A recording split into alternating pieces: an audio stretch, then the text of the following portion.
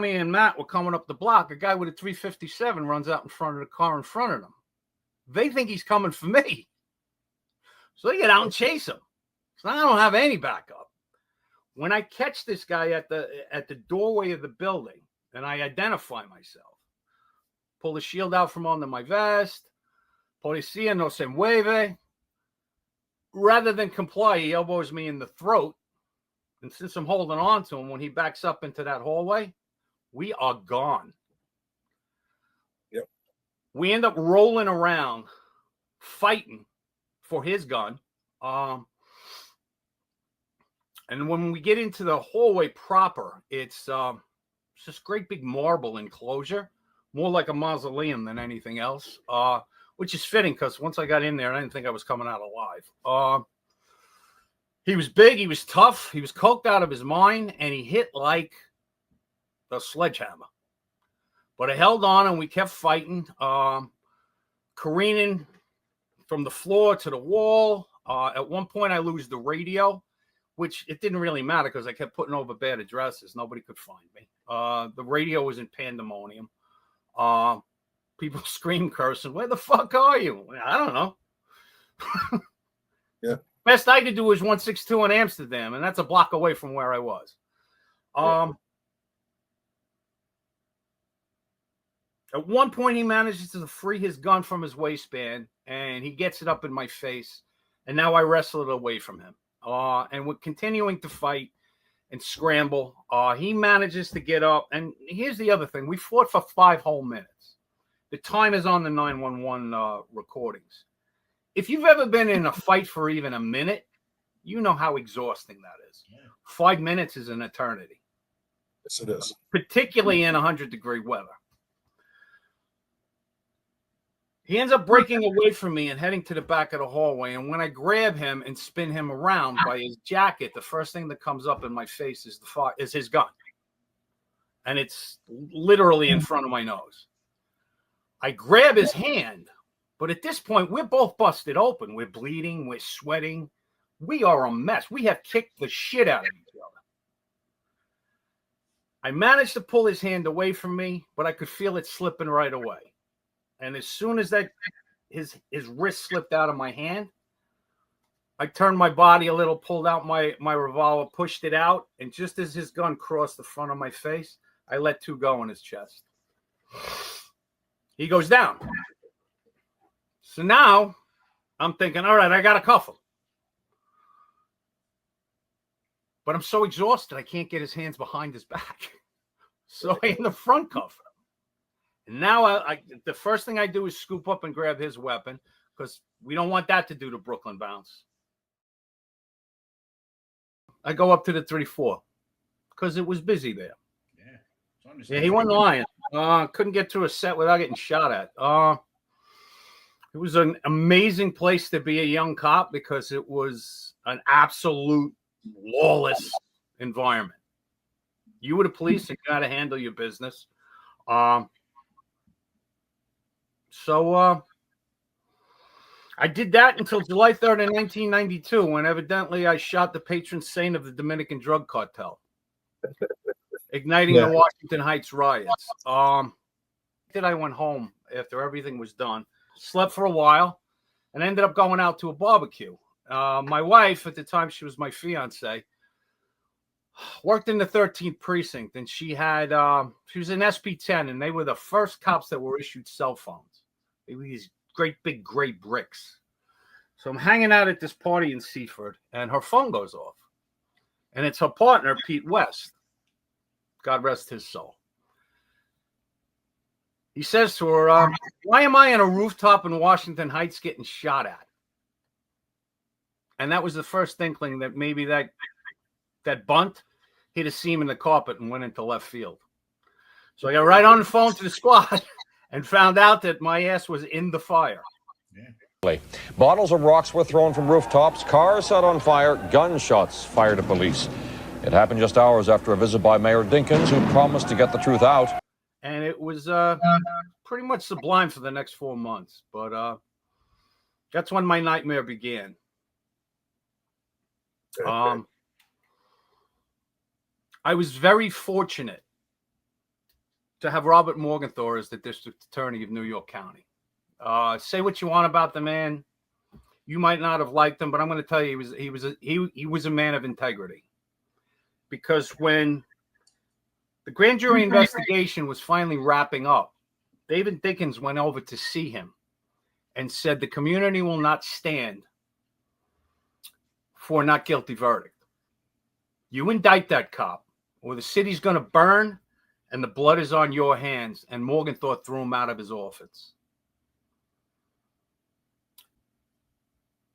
He ran a grand jury that Alvin Bragg has no experience with. He presented the evidence. There was no agenda involved. And the evidence was so overwhelming in my favor, you would have thought that Dinkins would have said, well, maybe I got this one wrong. But he didn't. He doubled down and he walked a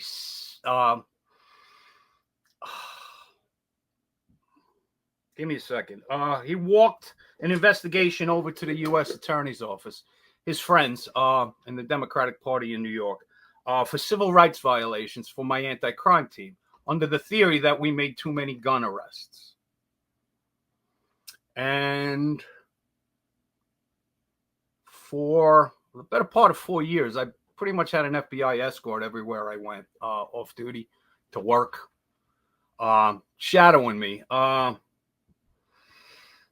Unfortunately, after spending millions of dollars in 3 wasted years, the U.S. attorney wasn't walking away without a pound of flesh, and they indicted my partner, Patrick Regan, for perjury, a perjury that never existed. There was no materiality. There was no attempt to mislead anyone. They didn't like his answers. I'm not surprised. He's a good friend of mine. When you speak to Patty, the only thing you do when you're done is come away confused.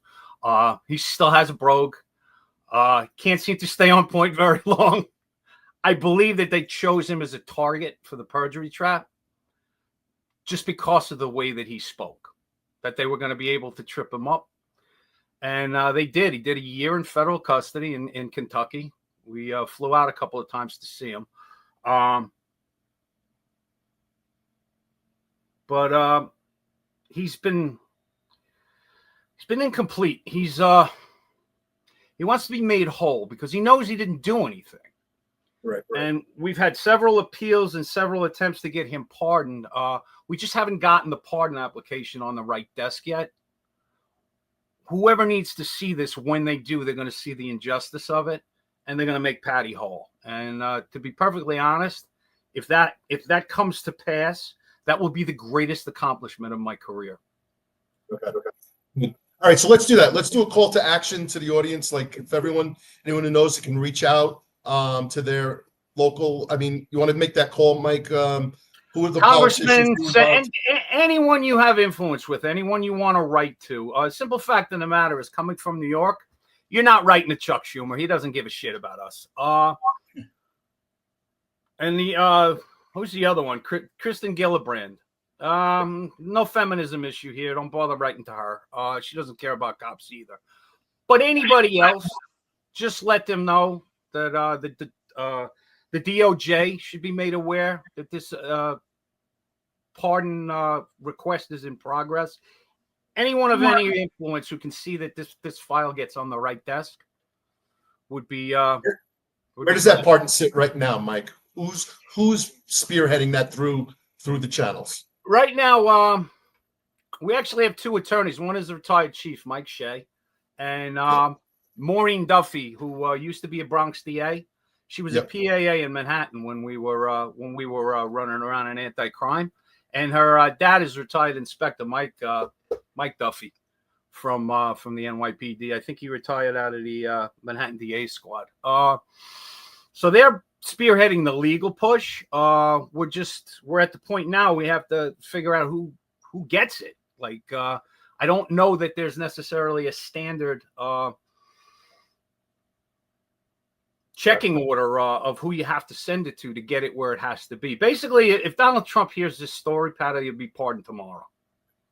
All right, so you know what we'll do, since we'll pull this up, and for next week's show, Mike, Pete, we'll bring a contact information to let the audience know as well and follow up. But just give his full name and rank and where he worked and his thing, Mike. Now, and then we'll get into let's go back to the 3-4. Sure. Okay. So just give Patty Regan's title and any other information for the listeners here. He was Police Officer Patrick Regan. He's one of those guys that would have been you just knew he was going to be a first grade detective if they just left him alone to do the job. Interestingly enough, a year before he was indicted for the phony baloney perjury, he was shot in the face. He's a combat cross winner. Wow. Oh, I didn't even know that. This is the guy you pick on? Yeah. The guy that gets in the way of a bullet? Yeah. Nice. That administration didn't have much love for the police, as we know. I mean, they paid for Kiko's funeral, for Christ's sake. Did they? I wasn't aware of that. No, I'm joking. I knew that. That galled me in particular because I still lived in the city at the time. And he used my tax money to pay for his royal funeral, if you will. You've just watched a clip from our live episode. Click the description to watch the full episode. Like, share, and subscribe for more videos just like this.